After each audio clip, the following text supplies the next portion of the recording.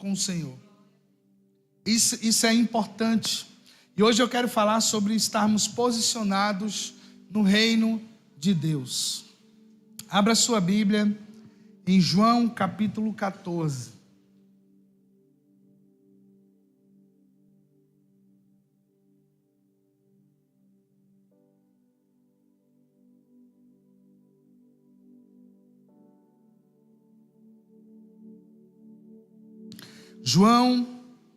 Evangelho de João, capítulo 14, nós vamos meditar esta noite, vamos falar sobre posicionados no reino de Deus. E queridos, nós estamos vivendo um tempo cada vez mais apertado, né? Às vezes falta de tempo, as coisas não estão no nosso controle. E nisto nós teremos que cada vez mais nos policiarmos. Eu geralmente digo que depois de quarta-feira é ladeira abaixo. Assim. Você chega quarta-feira, de repente é domingo. Você nem sente, quando você vê, está tão envolvido. O nosso dia começa.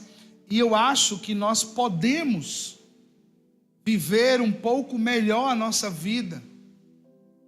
Nós estamos gastando muito tempo com coisas que não nos edificam. E mesmo sabendo disso, nós estamos às vezes tão presos nessas coisas que a gente é como se fosse como um passarinho que está numa jaula, já está acostumado com aquele ambiente. Às vezes a gente está acostumado com várias coisas, estamos acostumados com as situações de derrota. A gente espera mais fácil chegar à derrota do que à vitória. Isso chama-se negativismo, né? A gente espera, na verdade, chegar à derrota. Mas a vitória, vixe, vai ser muito difícil. Porque a incredulidade faz parte da vaidade desse mundo que nós estamos enfrentando. A incredulidade, ela está no DNA, ela vem impregnada no DNA caído de Adão. Porque a incredulidade levou ele a pecar. Porque qual foi a premissa de Deus? Não coma do fruto, senão você vai o quê? Morrer. E o que é que Adão faz? Ele come do fruto, ou seja, a queda, ela já vem com a incredulidade. Não creia no que Deus disse, obedeça ao seu desejo. A incredulidade já vem impregnada com isso, obedeça ao seu desejo.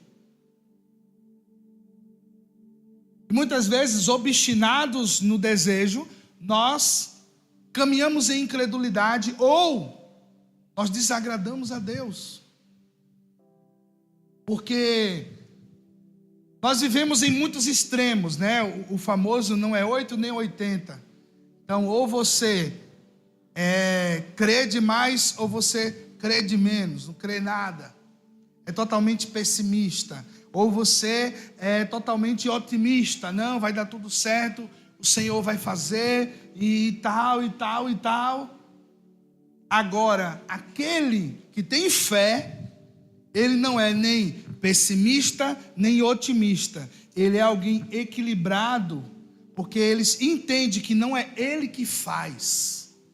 Não é o braço forte dele, não é a palavra dele sobre alguma coisa que vai fazer. É a fé nele, no Senhor Jesus, que aí o Senhor opera aquilo que está escrito em sua palavra. Ordenarei anjos ao teu respeito.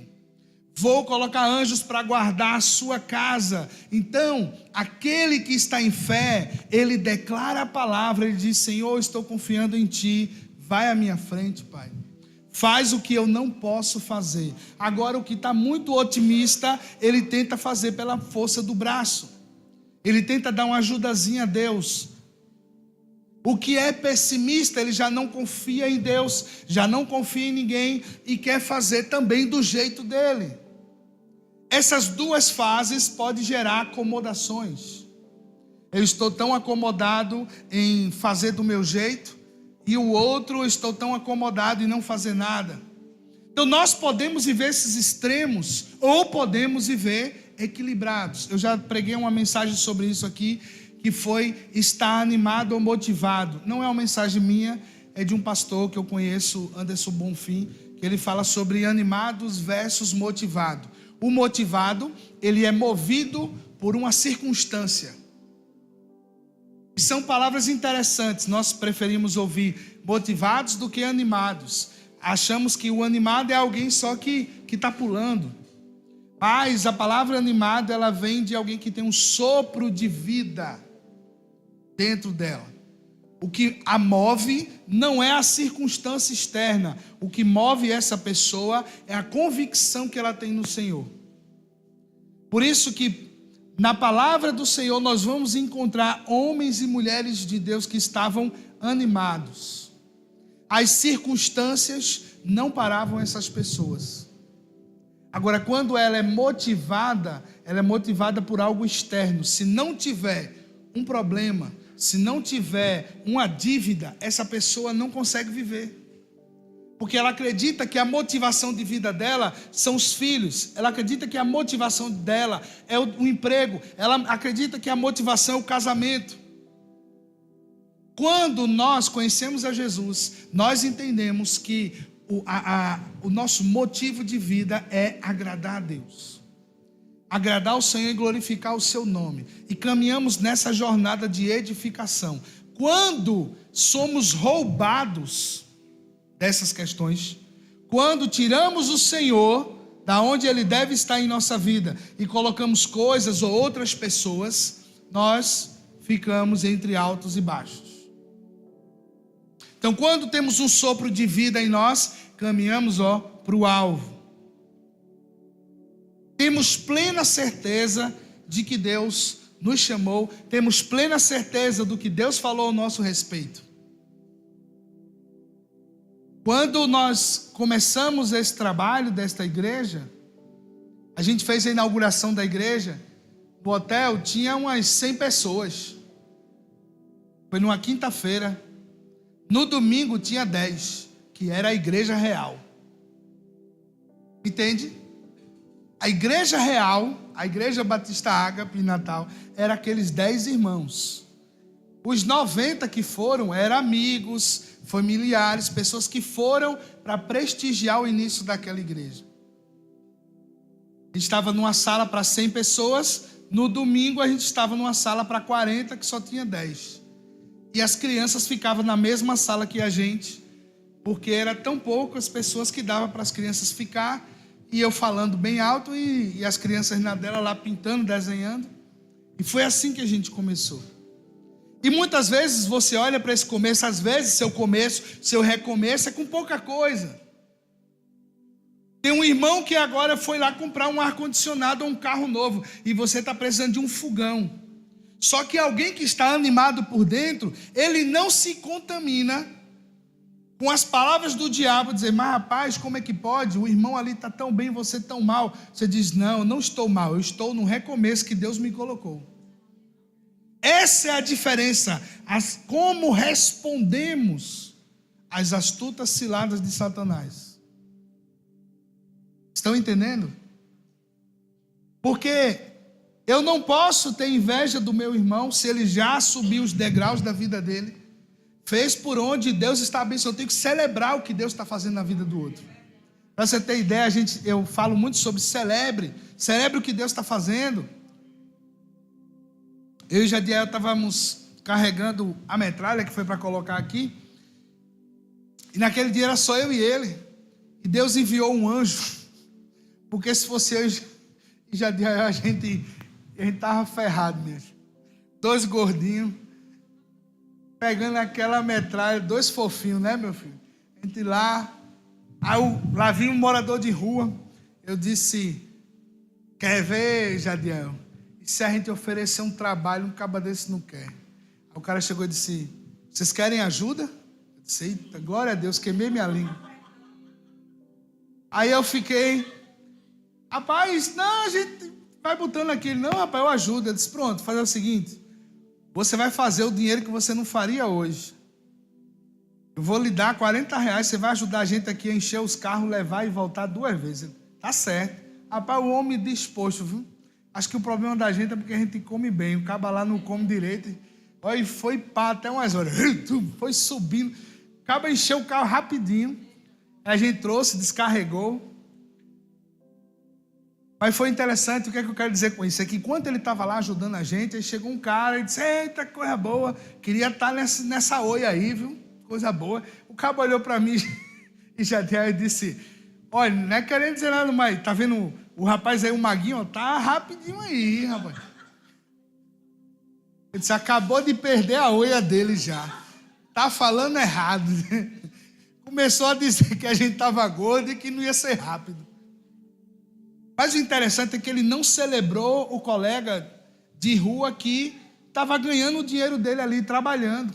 Ele já começou a invejar o trabalho do cara. Disse, eita, eu aí também, viu, nesse negócio. O cara não deu atenção, a gente também não, e continuamos trabalhando. Ele falou uma besteira e foi embora. Então, as pessoas têm inveja de você ali, você prosperando, você crescendo. Elas não têm inveja quando tu está na luta, né? Oh, eu queria uma lutazinha dessa, não está faltando uma luta dessa assim para eu me ajoelhar. Ninguém.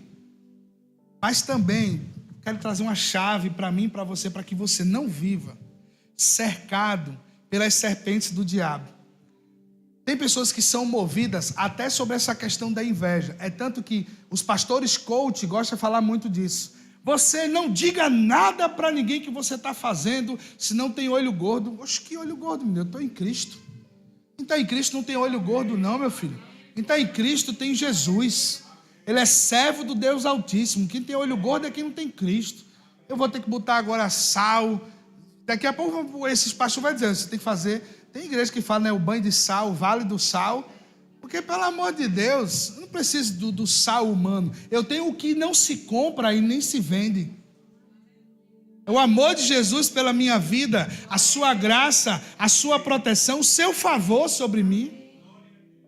Ah, porque o outro está olhando com inveja. A palavra diz, não há condenação para quem está em Cristo. Maldição sem causa não prospera. Então, o vizinho está olhando mal para mim, eu repreendo e digo, Jesus ama você. Sei nem quem são meus vizinhos. Diz, opa, tudo bom, bom dia, que Deus abençoe você. Tem um senhorzinho lá que eu não sei nem o nome dele, mas só tô, oi. Mas as pessoas não conseguem celebrar as suas vitórias, não conseguem celebrar a sua vida. Celebra, às vezes aquela celebração assim, fulano também, mas também, né? Também, o pai é rico. A pessoa às vezes nem sabe a vida das pessoas. Você nem sabe, silencia. A palavra diz que essa língua aqui, ó, esse pedaço de carne do boi é bom, né? A linguazinha de boi é boa, de crente, será que é? Que é de humano, porque a palavra diz que isso aqui pode destruir, pode matar. A língua pode matar. Porque bênçãos e maldições provêm daqui da língua. Meu pai tem uma coisa muito interessante que ele nunca deixou de fazer com seus filhos. Nós aprendemos com este mundo. Deus te abençoe. A bênção, pai. Abençoe. Nós terceirizamos para Deus a bênção dos nossos filhos. Por quê? Porque não cremos que carregamos a bênção. Não cremos que somos abençoados. Você já leu nas histórias antigas o quanto era importante a bênção de um pai sobre seus filhos? Porque era Deus falando aos filhos pelos pais. Muitas vezes não cremos nisso. Pegamos nosso filho, gente, preste atenção nisso. Seu filho sai de casa para ir para a rua, para ir para a escola, para o trabalho. Pega ele, dá um abraço, dá um beijo, diga, eu te abençoo, em nome do Senhor Jesus Cristo, que o Senhor guarde sua vida, que Ele abra os teus caminhos, que hoje nenhum mal alcance você. Vai preferindo dizer assim, Deus te abençoe. É algo a se pensar. Meu pai fazia ele dá essa palavra prolongada, pode estar onde for, por telefone, com quem estiver do lado dele, ele diz, eu te abençoo, meu filho, em nome do Senhor Jesus Cristo. E o peso que isso há no reino do Espírito, sobre os filhos do meu pai, e da minha mãe é muito importante. Porque a nossa palavra pode abençoar em muitos nossos filhos. Então pense nisso. Quem está posicionado no reino de Deus, ele abençoa com as suas palavras. Nós abençoamos. Então, para que haja um reino, precisa ter um rei e os seus súditos. Oi, meu amor. Cremos que o Senhor é o rei e somos seus súditos. Quem aqui é súdito do Senhor? Alguns dirão que este reino é loucura, por ser uma promessa futura. Mas já entendemos que o reino de Deus está em nosso meio, vivendo pela fé, pelo já, o já é e ainda não. Alguém lembra?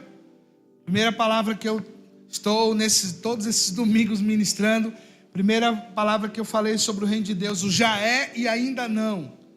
Já podemos desfrutar um pouco do reino de Deus, porque se nós expulsamos demônios pelo nome de Jesus, se oramos pelos enfermos, eles são curados. Se há manifestação de milagres, o reino de Deus está entre nós. Amém? Viu a irmã contando hoje um milagre sobre a irmã Lúcia?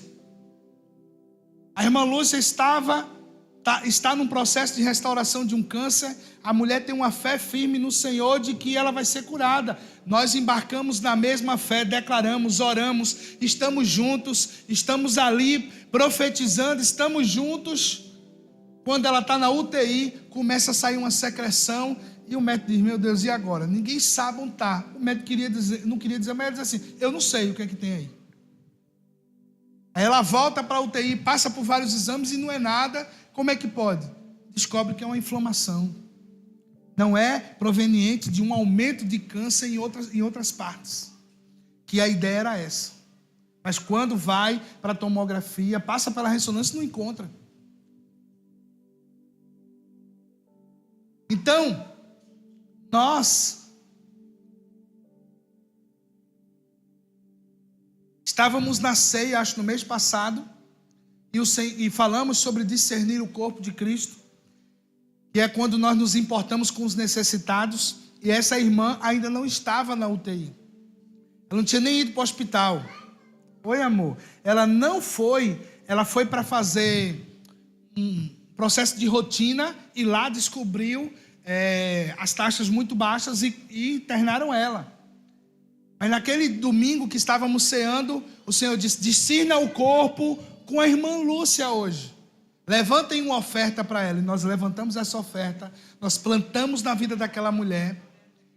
Recebemos um testemunho tremendo, que ela disse: eu fui para a igreja devendo 5 águas, 2 papéis de luz, mas levei meu dízimo até a casa do Senhor, porque eu creio que não é meu. E ela foi lá e depositou, e volta para casa com essa notícia de que Deus tinha provido aquilo que estava faltando para ela resolver.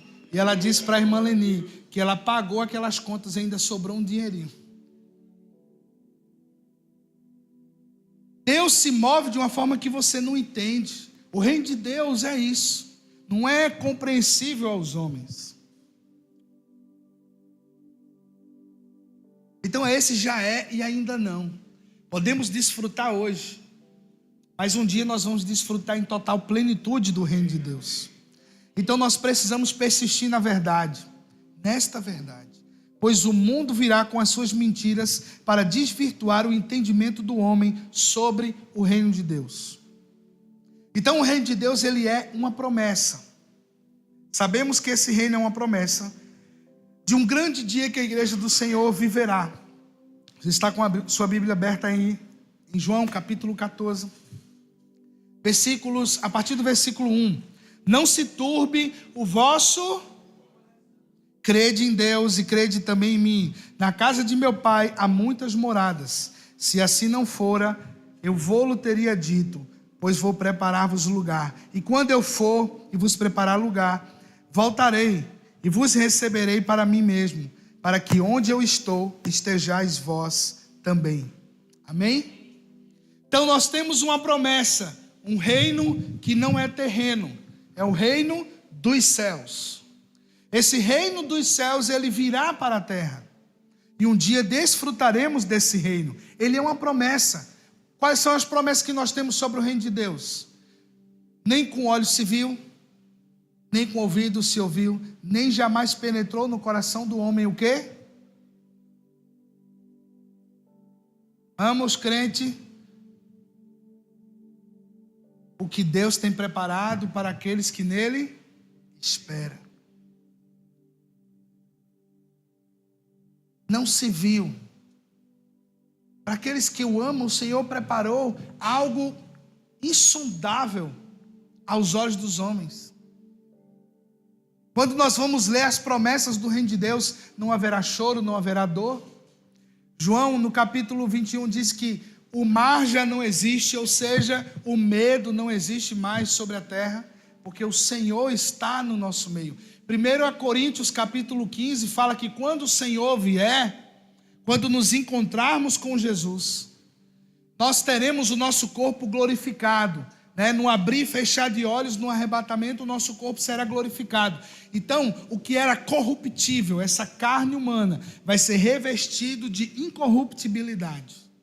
Nós teremos um novo corpo, teremos um novo nome, nós teremos um corpo glorificado, e agora o Senhor será tudo em todos. Toda a terra verá a glória do Senhor, toda a terra será preenchida pelo Senhor. Então nós temos essas promessas, nós vivemos em função dessas promessas. Em Marcos 16:15, o que que diz em Marcos 16:15? Alguém lembra? Ide por todo o... Por onde? E pregai o quê? O evangelho a toda criatura, por todas as pessoas. Ide, vão por todo mundo. Façam discípulos em nome do Pai, do Filho e do Espírito Santo. Preguem o evangelho a todos aqueles que você puder pregar, a todos aqueles que te derem ouvido para ouvir. Nós vivemos em função disso. A igreja precisa entender que ela está posicionada no reino de Deus para frutificar. Amém? Nós estamos posicionados no reino para darmos frutos ao Senhor Jesus. A igreja ela não pode estagnar, nós não podemos parar de plantar igrejas no mundo. Para você ter ideia, porque as pessoas, elas têm uma visão muito deturpada sobre missões. A missão, ela é a missão da igreja do Senhor. Nós temos uma missão: pregar o evangelho, batizar em nome do Pai, do Filho e do Espírito Santo, fazer discípulos em nome do Senhor, fazer discípulos para Jesus, não para nós, amém?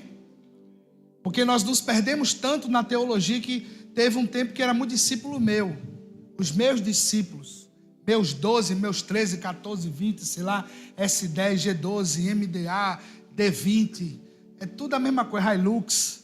Obrigado, meu filho. São métodos, mas os discípulos não são meus, eles são de Jesus. Fazemos discípulos para Deus. Nós vivemos por isso.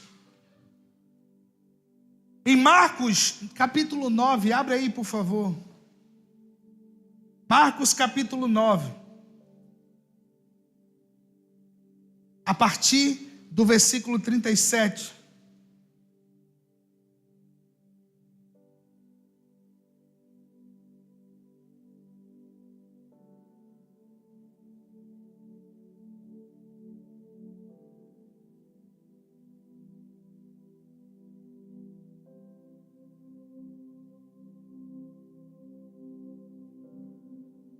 Qualquer que receber uma criança tal como esta, em meu nome, a mim me recebe, e qualquer que a mim me receber. Eita, eu estou certo? 9:37, não é isso? É. Não recebe a mim, mas ao que me enviou. Disse-lhe João: mestre, vimos um homem que em teu nome expelia demônios, o qual não nos segue, e nós lhe proibimos, porque não seguia conosco. Mas Jesus respondeu: não lhe proibais. Não proíbem, porque ninguém há que faça milagre em meu nome e logo a seguir possa falar mal de mim. Pois quem não é contra nós é por nós. Porquanto aquele que vos der de beber um copo de água em meu nome, porque sois de Cristo, em verdade vos digo que de modo algum ele perderá o seu galardão. Então, nós vivemos em função do reino de Deus. Porque é interessante esse texto, que os discípulos não andou com a gente. Mas como é que ele está pregando em nome de Jesus, se ele não está andando com a gente? Não pode. Jesus, não proíbam, porque não há quem está expulsando demônios em meu nome e ele vá falar mal de mim. A palavra do Senhor também diz: a seara é o quê? Grande, e poucos são os trabalhadores, os ceifeiros. Peçam ao Senhor da seara, a Deus, que envie o quê? Trabalhadores, que envie mais pessoas, para que a igreja tenha consciência disso. Eu preciso pregar o evangelho para toda criatura. Eu preciso anunciar o evangelho para outras pessoas. Veja um exemplo da Ana Beatriz, a neta da irmã Solange. Ela, por alguns cultos consecutivos, trouxe outros adolescentes com ela. Por quê? Porque a criança, como Analice, como Mamá, traz um bocado de criança aqui. As amiguinhas da escola, passeia com ela, mas diz: vamos lá. Mas às vezes, gente, de forma inconsciente, elas estão trazendo pessoas ao reino, que um dia podem não congregar conosco, mas vão estar congregando no reino de Deus. Teve uma menina que veio visitar a igreja aqui, que ela chegou de João Pessoa, veio morar por aqui, e o pai dela disse que ela vai para a igreja desde os 5 anos, com vizinhos do bairro, e a menina tem 15 e está frequentando a igreja. Então, são coisas importantes. Seu filho, seus vizinhos, sobrinhos. Precisamos levar essas pessoas a conhecer Jesus. Seus amigos do trabalho, as pessoas que você conversa. Durante a semana tem alguém que você encontrou que ainda não entendeu o que é o reino de Deus, quem é Jesus. Nós precisamos anunciar esse evangelho. Da mesma forma como você estava um dia carente de ouvir o evangelho, tem outras pessoas que estão também. Tem outras, você pode dizer assim: pastor, mas eu estou tão ocupado com os meus problemas. Essa é a questão. Você está motivado pelos seus problemas. Você não está deixando que Deus resolva os problemas que você tem. Você que está querendo resolver. Nós temos um grande problema com isso. Em Deus ser o nosso Pai, e além de ser o nosso Pai, Ele ser aquele que provê tudo sobre nós. E isso, desde a época do povo de Deus no Egito, quando eles saíram do Egito, estavam no deserto, eles tinham como é que vai ser amanhã? Como é que eu não vou guardar esse maná para mim, para que amanhã eu possa comer com minha família? Mas era simples, o mesmo que abriu o mar vermelho, o mesmo que trouxe as 10 pragas para tirar vocês da escravidão do Egito. Presta bem atenção, foram 400 anos de escravidão, não foi 40 dias. Não foram 400 dias, foram 400 anos de escravidão no Egito. E às vezes é como nós que esperamos o reino de Deus.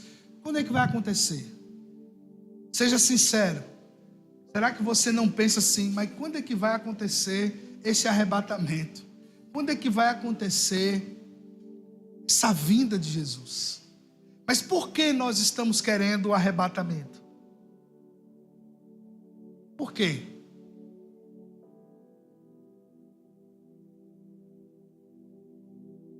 Por que nós queremos o arrebatamento?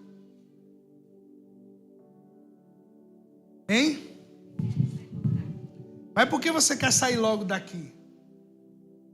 Por que você quer ir para um lugar que não tem choro, não não tem problema, só tem plenitude. Ou você quer se encontrar com Deus? Também, né? Está implícito, pastor.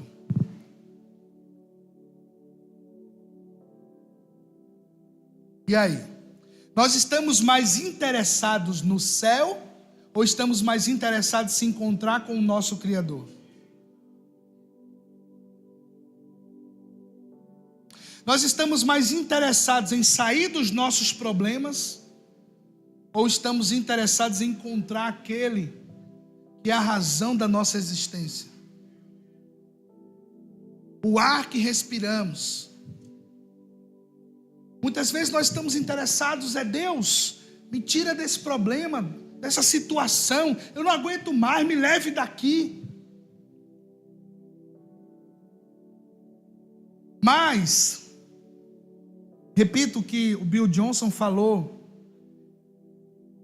quando a mulher dele estava ainda com câncer, antes de ir para o Senhor, ele disse: queridos, esta é a única era da sua vida inteira que você vai conseguir adorar a Deus em meio à dor e às dificuldades. Esta vida é o único momento que você vai poder dizer: Deus é bom, e as coisas em seu redor caindo. E você diz assim: mas como é complexo isso, pastor? Eu entendo. Só que, como nós vivemos por uma promessa, e no nosso coração foi enxertada uma esperança, é como se as coisas estivessem desmoronando em você. Estou tranquilo, as pessoas, tu não está com medo não. Eu tenho certeza que Deus virá em meu favor. E isso é que é estranho. É isso que o mundo acha loucura. A vinda de Jesus, nos próximos passos do progressismo político, vai ser dizer que isso é a maior besteira. É a volta de Jesus. Um repórter da Globo disse agora, com essa situação que está acontecendo em Israel, apesar de ter sido uma base, não base teológica, né? Que ele não é teólogo, então ele não é crente, então ele não vai entender. Mas que toda essa catástrofe faz parte do retorno do Messias, do retorno de Jesus, e ele diz que isso é loucura, porque o homem pecador, ele diz assim: os judeus mataram Jesus. Não, quem matou Jesus foi o nosso pecado. Poderia ser na mão de judeu, cristão, hindu, o que fosse, não importa. O que levou Jesus até a cruz não foram pessoas, foram os nossos pecados que levaram Jesus até a cruz. João falou, está lá em João 3,16, Deus amou o mundo de uma maneira inexplicável, que deu seu Filho, em resgate desse mundo, pela salvação dessas pessoas, pela salvação dos seus que estavam perdidos, como ovelha que não tinha pastor, tão impregnados com o pecado, que para resgatar somente o derramamento de um sangue inocente. Então o que leva Jesus à cruz não são judeus, não são islâmicos, não são cristãos. Quem leva Jesus até a cruz são os nossos pecados. Mas há toda uma movimentação do anticristo. E o anticristo agora não é só uma pessoa, é uma mentalidade. Ela vem como uma narrativa que vai entrando no coração das pessoas, e as pessoas vão, verdade, elas vão acreditando, e é isso mesmo. Porque nós não sabemos viver em equilíbrio, nós somos 8 ou 80.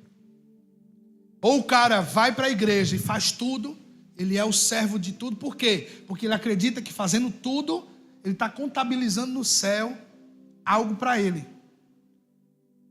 Só que no meio do caminho ele descobre que parece que ele não fez nada. Porque ele não fez de coração, ele não fez de doação. Ele fez pelo homem, para que o homem visse. Ele fez para que o pastor falasse o nome dele. Ele fez para que os homens lembrassem dele. Mas quando ele faz para Cristo, ele é recompensado por quem ele faz.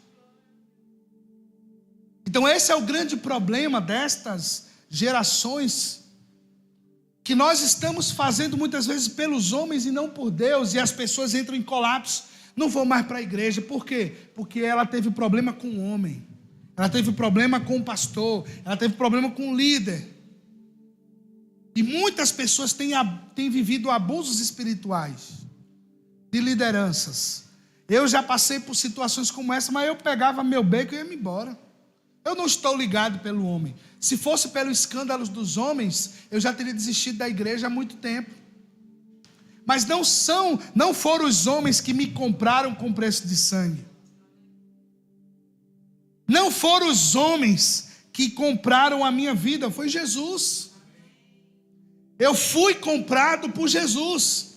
Eu fui comprado pelo preço de sangue dele. O que eu já vi de coisa na igreja não é brincadeira. Desde a minha infância eu vejo problemas na igreja. Pastores adúlteros que caminhavam com homens de Deus. Mas o problema não é com quem você caminha, é o que você carrega. Qual é a porção que você está carregando do Senhor? Não importa muito com quem você caminha só, não. Com quem você caminha, você pode aprender muito com ela. O pessoal usa muito isso, que eu vou dizer agora. Os coaches usam também. Não importa o mestre que você anda. Judas andava com Jesus e o traiu. Mas Judas já estava destinado para a perdição. Vamos tirar isso aí, meu gente. Não podemos nos comparar a Judas e a Moisés. Judas já estava destinado para a perdição. E a palavra, e Jesus disse: não perdi nenhum daqueles que o Senhor me deu, a não ser aquele que já estava destinado para a perdição. Você disse: mas pastor, Deus criou Judas para ser traidor. Foi. Isso mesmo. Deus matou seu filho para resgatar tu e eu que não presta. E você nem pergunta: mas Deus, por que você matou Jesus? Para me resgatar. Mas porque Deus criou Judas para a perdição. Você, mas que é isso? Não, foi meu Deus, não fez isso não. Foi forte, né, irmão? Você não pergunta: ai Jesus, por que o Senhor matou seu filho para me resgatar? Eu, tão bom, alecrim dourado.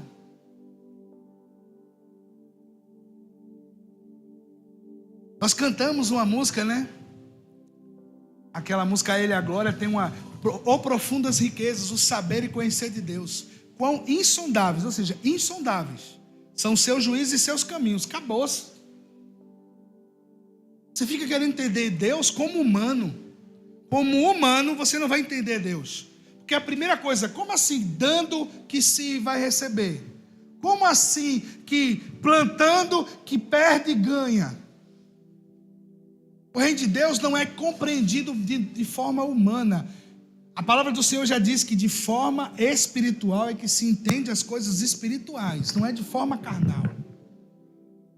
Não é de forma carnal que você vai entender uma pessoa que carrega uma doença como câncer e está no hospital sendo luz e às vezes orando, outras pessoas sendo curadas de outros males e ela não é curada do câncer. Você diz: mas como assim? Deus é injusto? Não, querido, nós temos uma coisa chamada eternidade. E nos encontraremos com o Senhor. Não importa se nessa vida eu vou carregar uma doença, o que importa é o que eu carreguei do Senhor e passei para os outros. Você olha para o meu pai e diz assim: rapaz, é injusto um homem com 50 anos ter um mal de Parkinson. Eu não me meto nessa conversa.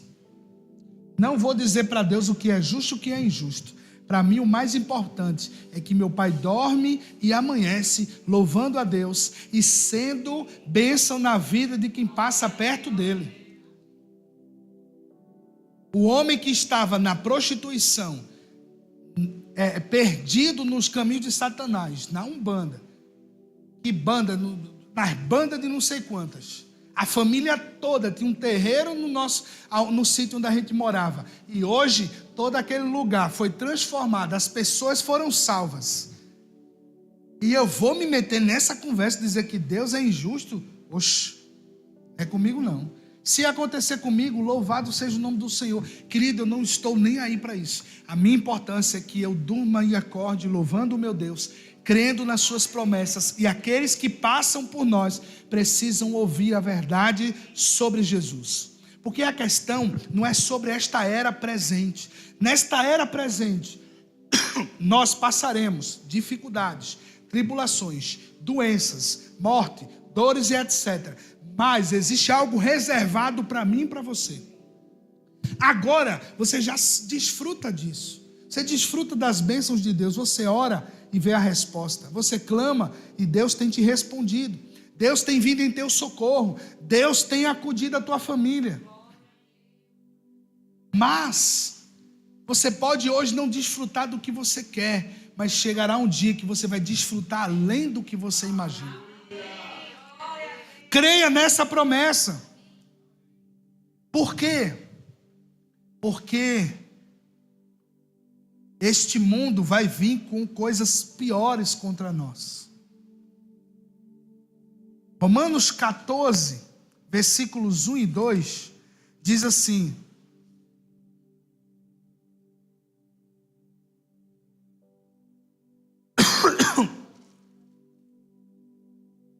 Não, Romanos não, perdão.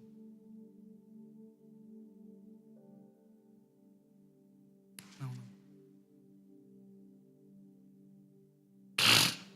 Romanos 12, rogo-vos, irmãos, pela misericórdia de Deus, apresenteis o vosso corpo como sacrifício vivo, santo e agradável a Deus, que é o vosso culto racional. E não vos conformeis com este século, mas transformai-vos pela renovação da vossa, para que possam experimentar qual seja a boa, agradável e perfeita vontade de Deus. Mesmo que você não creia, a vontade de Deus é boa, agradável e perfeita. Se você ainda não crê, peça ao Senhor: Senhor, eu preciso crer nisso. Eu preciso crer que a tua vontade é boa, é agradável, ela é perfeita. Porque esse mundo vai nos pressionar a não crermos nisso. Esse mundo vai pressionar a mim, a você, a desistir dos planos que Deus tem sobre a sua vida. Ah, que conversa é essa de plano de Deus? Você está aí tantos anos nisso. E o que? Acredito que você tem muitas histórias para contar. Só que as pessoas, elas contam sobre questões financeiras, sobre bens. Elas contabilizam sobre dinheiro, mas elas não contabilizam naquilo que está aqui dentro de nós. Elas só vão saber quando nós externarmos isso para elas. Quando a gente sentar com essas pessoas e dizer assim: Deus é bom, sabia? Eu vivia preso na cachaça, eu vivia preso na prostituição, eu vivia preso nisso, naquilo, e Deus me resgatou. Quando outros jovens me escutam falar sobre prisão na pornografia, jovens, adultos, adolescentes dizem: pastor, como é que foi isso? Como é que você conseguiu? Eu disse: eu não consegui, foi o Senhor quem fez na minha vida.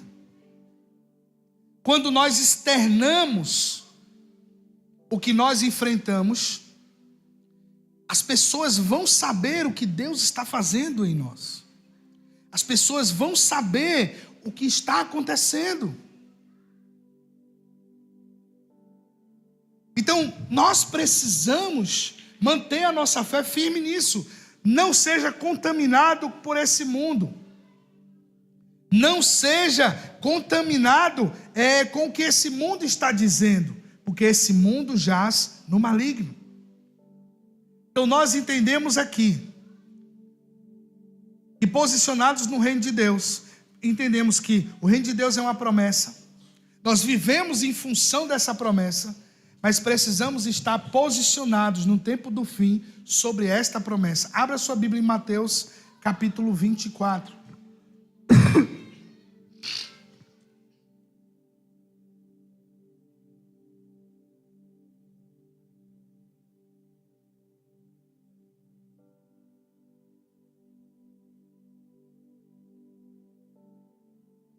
Will, a imagem está travada aí, Will. Mateus capítulo 24.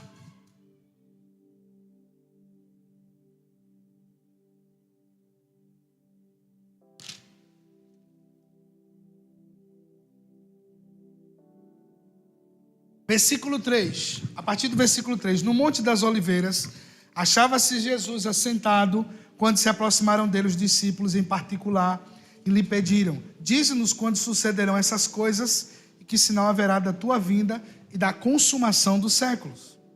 E ele respondeu: vede que ninguém vos engane, porque virão muitos em meu nome, dizendo: eu sou o Cristo, que significa Salvador, e enganarão a muitos. E certamente ouvireis falar de guerras, rumores de guerra.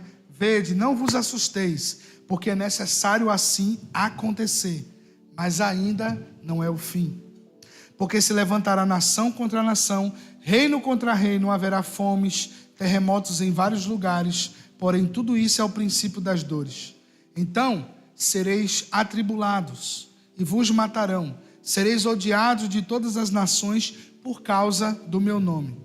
Nesse tempo muitos hão de se escandalizar, trair e odiar uns aos outros. Levantar-se-ão muitos falsos profetas e enganarão a muitos. E por se multiplicar a iniquidade, o amor se esfriará de quase todos. Aquele, porém, que perseverar até o fim, este será salvo. E será pregado o evangelho do reino por todo o mundo, para testemunho em todas as nações, então virá o fim.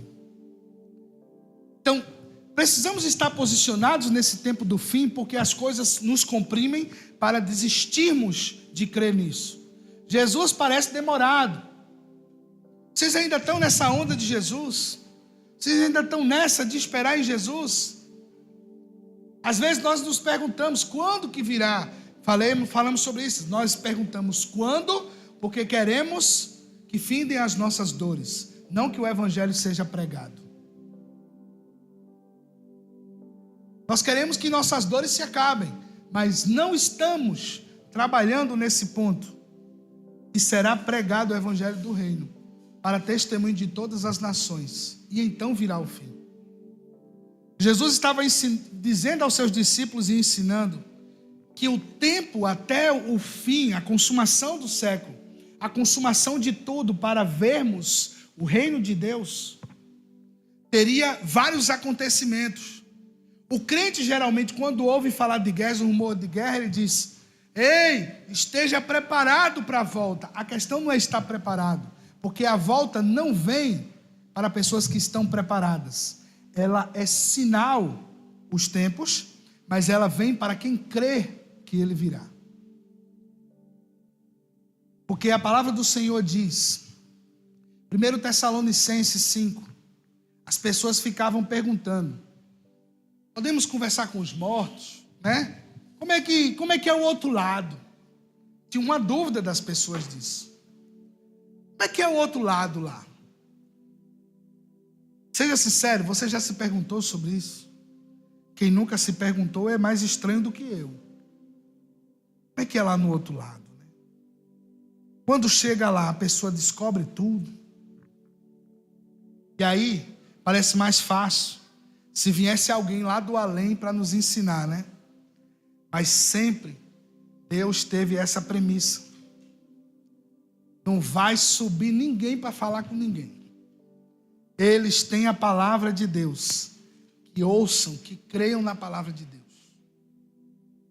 Só veio do além, vamos dizer assim, quando Jesus estava na terra e teve que falar com as pessoas que foram no túmulo. Os anjos vinham e falavam algumas coisas, eles viam algumas coisas. Mas agora nós temos o Espírito de Deus que nos confirma, que fala conosco. Então as pessoas tinham essa dúvida, né? Quando é que vai acontecer?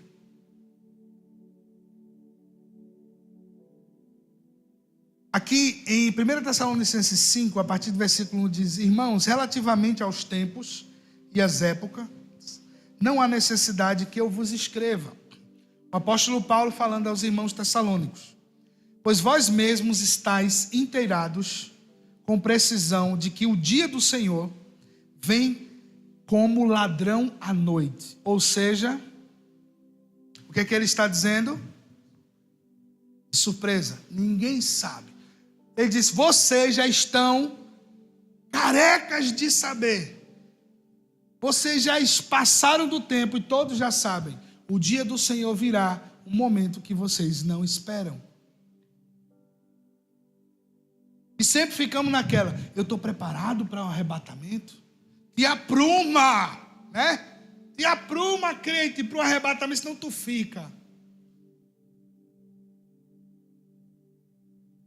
E aí pessoas viveram uma vida inteira sem desfrutar da graça, da presença, da misericórdia.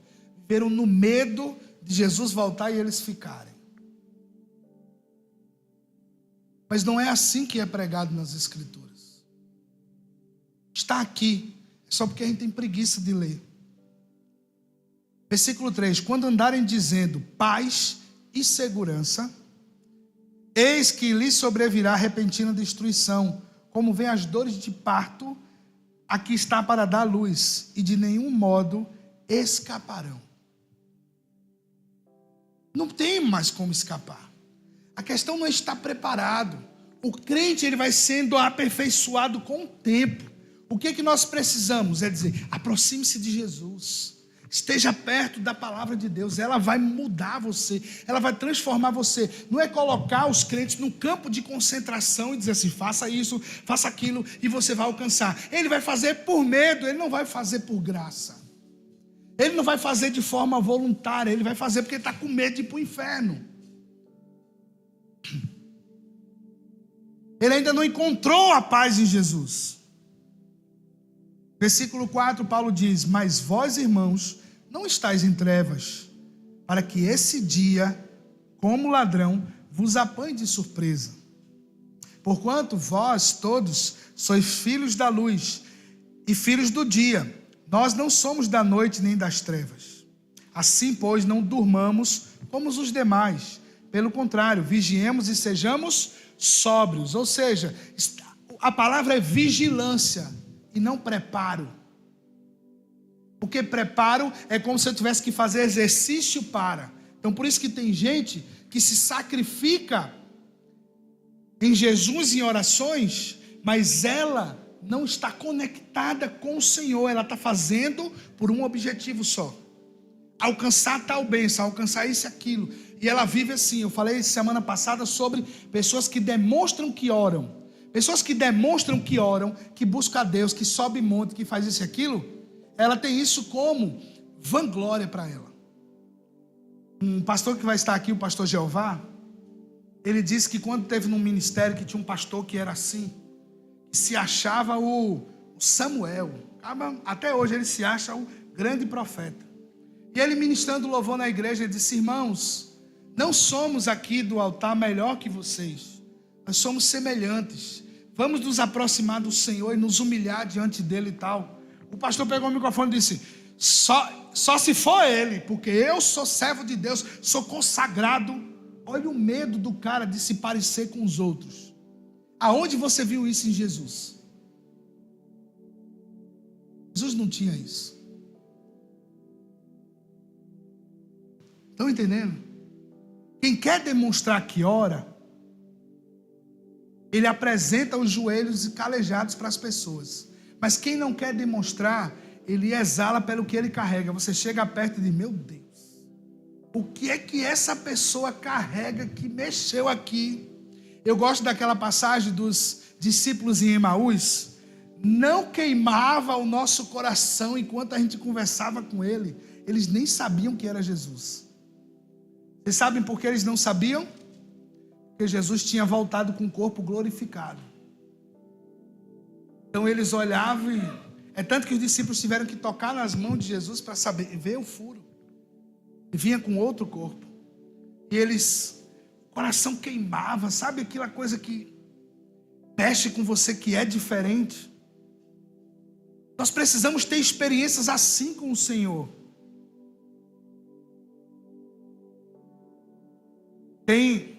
A gente passou por 15 dias intensos de treinamento lá em Campinas. Nos últimos dias a gente já estava muito cansado. E fomos nos encontrar com a irmã do pastor Roberto. E o pastor Onei Basílio, que é o esposo dela, a irmã Carminha e o pastor Basílio. E o pessoal, olha, ele tem deficiência auditiva, ele já é bem velhinho. E a gente já estava assim naquela expectativa, meu Deus, vai ser bem moroso, o senhor de idade, para falar com a gente, o cabo já não escuta direito. Mas foi interessante, nós chegamos naquele ambiente, sentamos na mesa com eles. O pastor Basílio começou a conversar com a gente, veio uma presença que nos levantou assim de um jeito que eu disse, meu Deus. Aí Rafaela disse, eu tenho que confessar para vocês. A gente achava que essa manhã ia ser muito cansativa, mas o que vocês carregam do Senhor nos levantou de uma forma aqui.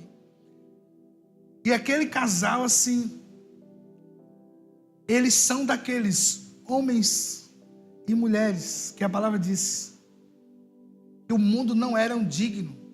Pessoas que carregam a graça de Deus. São pessoas que não precisam demonstrar os seus joelhos.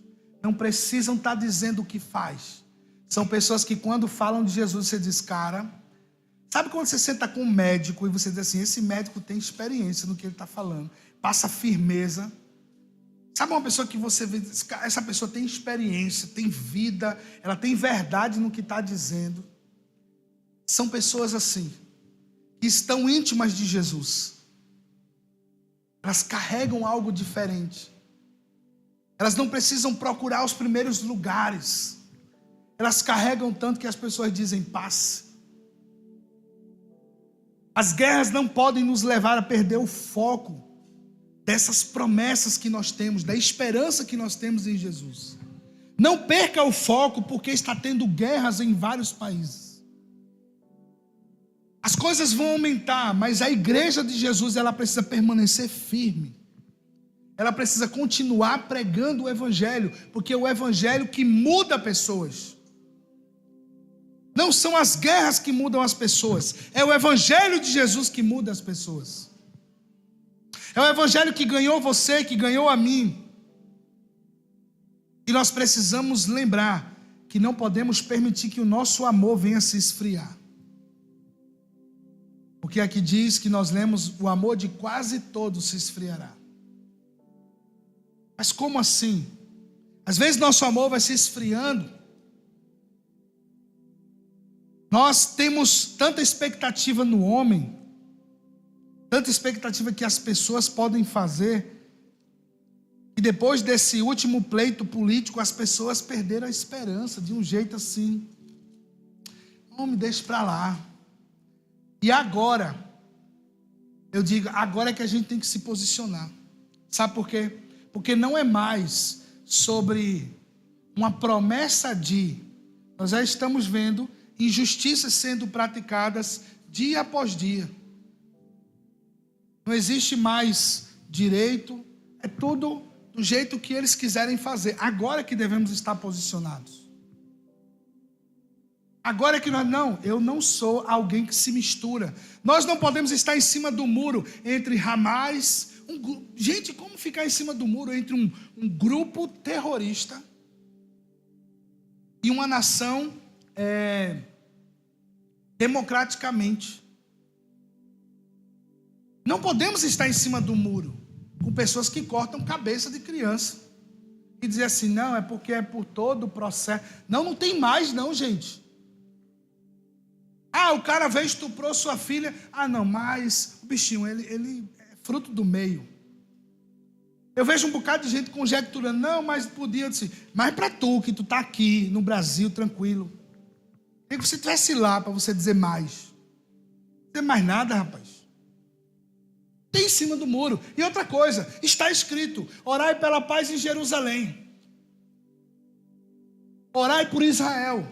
Sejam prósperos aqueles que oram por você. A palavra do Senhor está clara. Israel, quando ganhou seu estado pela ONU, 1970 e pouco, 5 nações lutaram contra Israel. Viraram pó. Com menos soldados. Milhares de soldados a menos. Quando é que vimos Israel se tornar ruína e não se reerguer? Preso pela Babilônia. Foi muitos anos cativo em Babilônia. destruíram a cidade, queimaram o templo. O templo de Salomão, aquele bonito que o careca lá tentou fazer em São Paulo, o templo de Salomão foi destruído. Tocaram fogo, tudo. E Neemias disse: deixa eu só ir reconstruir os muros da minha cidade. Preso, gente, aquele povo preso, serviu os babilônios. Nós conhecemos os homens de Deus, Daniel, Misael, Ananias, Azarias, homens que estavam lá. A fornalha era tão quente que os caras que foram jogar os três na fornalha morreram. E os três caras ficaram vivos na fornalha, apareceu ainda dois para dar uma dançadinha. É o nosso Deus, minha gente. A gente serve a um Deus que é poderoso. Eles verão quem é o nosso Deus. Eles verão pelos seus próprios olhos. Por isso que eu não creio em arrebatamento secreto. Tem que ver Jesus voltando e o povo chorando. E os filhos de Deus subindo para encontrar com Ele com glória. Todo olho verá o Senhor voltando para encontrar a sua igreja. E as nações se prostrarão diante dEle. Todas as nações se prostrarão. Você vai ver um homem valente chamado Jesus. Você vai ver. Continue pregando o evangelho. Creia nessa firme esperança. Para a gente fechar, Marcos capítulo 4, a partir do versículo 26.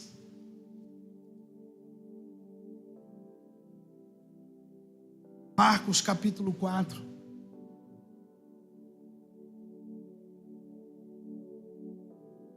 Disse ainda: o reino de Deus é assim, como se um homem lançasse a semente na terra, depois dormisse e se levantasse de noite e de dia, e a semente germinasse e crescesse, não sabendo ele como.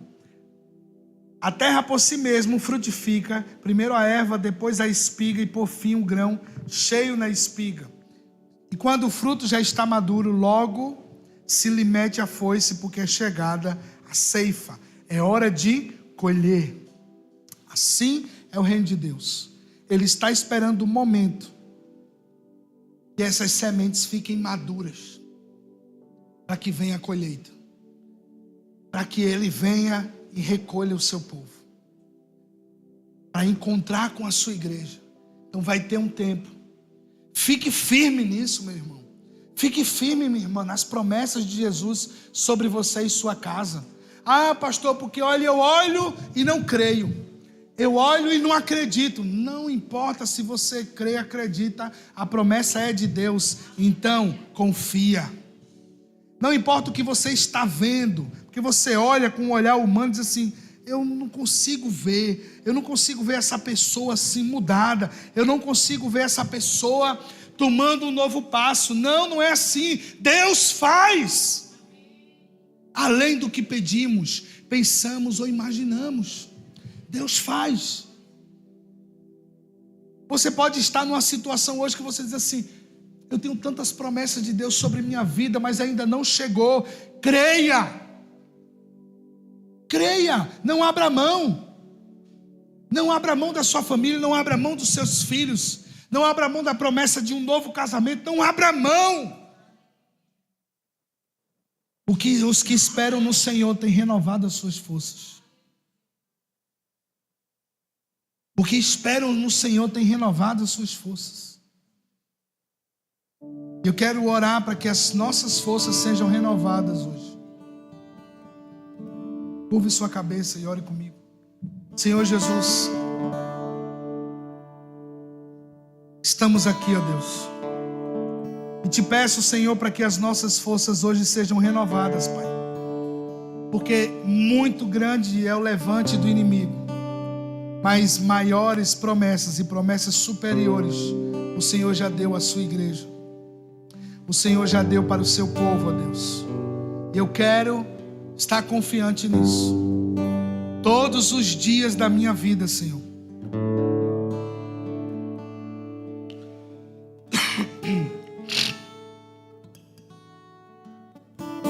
Eu quero estar confiante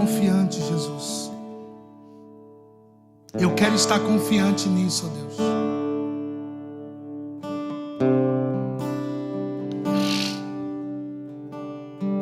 O inimigo tem tentado confundir a nossa mente, Senhor, com tantas demandas. Mas, Senhor, nós temos nos colocado diante de Ti, Senhor. Crendo que nada muda os Teus planos, ó Deus. Ó Senhor Jesus, muito obrigado, porque o Senhor não desistiu de nós. E até aquela cruz o Senhor foi e nos deu uma nova vida. Então eu quero viver sobre essa nova vida, Jesus, um novo fôlego hoje. A Tua cruz venha trazer hoje fôlego de vida para mim, para os meus irmãos aqui, os que estão acompanhando em suas casas, fôlego de vida, vida do Senhor sobre nós, a fé firmada, nos levanta por dentro nessa noite, Pai, em nome de Jesus. Não nos deixa caído nas tentações, nas mentiras, nas provocações do diabo. Eu quero estar de pé. Eu quero estar vigilante quando o Senhor voltar. Eu quero estar vigilante quando o dia do Senhor chegar sobre nós. Porque para nós não vem como ladrão, porque nós estamos esperando a sua vinda. Estamos vigilantes, Senhor. Estamos vigilantes e precisamos, ó Pai, de Ti. Oramos, Senhor, por Jerusalém, colocamos, ó Pai, Israel diante do Senhor. Oramos, Senhor, para que aquele povo esteja guardado em Ti, Senhor. Guarda o Teu povo, guarda a cidade santa, guarda, Senhor, os inocentes daquelas nações, tanto de Israel quanto os palestinos, ó Deus. Que não haja nenhuma retaliação em outras nações, não haja ataque terroristas, ó Pai. Fecha a boca do leão, trava as palavras da serpente, Senhor, em nome de Jesus. Colocamos Israel diante do Senhor, em nome de Jesus, ó Pai, em nome de Jesus. Confiamos em Ti, na força do Teu poder, Senhor. Trocamos